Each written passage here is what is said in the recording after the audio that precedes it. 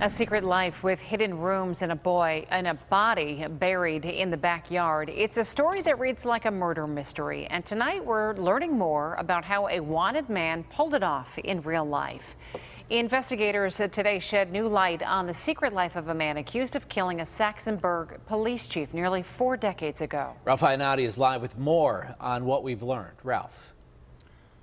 Yeah, thanks very much, Ken. The Butler County District Attorney today defended a decision granting immunity to the wife of murder suspect Donald Webb, explaining that the decision helped expedite the investigation into the 1980 murder of the Saxonburg police chief.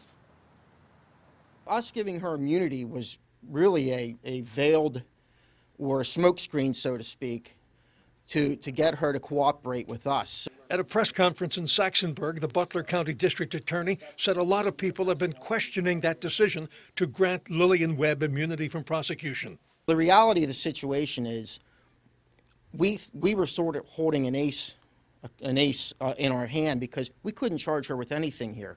Lillian Webb didn't commit any crimes in Pennsylvania. Anything that she may have done in harboring Donald Webb would have occurred in Massachusetts. When the immunity deal was ironed out after several years of negotiations, Webb's widow told investigators that her husband lived undercover in several different locations, including a secret room in their Massachusetts home.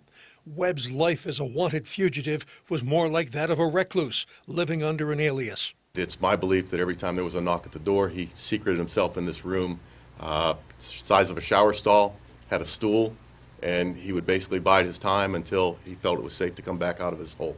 Donald Webb died in 1997 after suffering several strokes. Before his death, he told Lillian he wanted to be buried in the backyard of their home, and that's where his remains were recently unearthed from a shallow grave. Investigators say Webb's remains showed signs that he was seriously injured by Chief Adams during their deadly confrontation. Webb then returned to Massachusetts after the fatal shooting, where he remained in hiding until his death. We don't believe he ever left Massachusetts, and he was pretty much confined to, at one point, a garage, at one point, a basement, and then I'm sure you've heard of this hidden room that he would secret himself in. So he pretty much lived like a dog cowering in a basement as a coward for the rest of his life.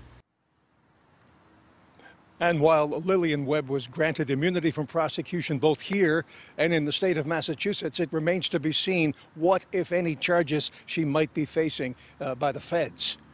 We're live tonight. I'm Ralph Iannotti, KDKA-TV News.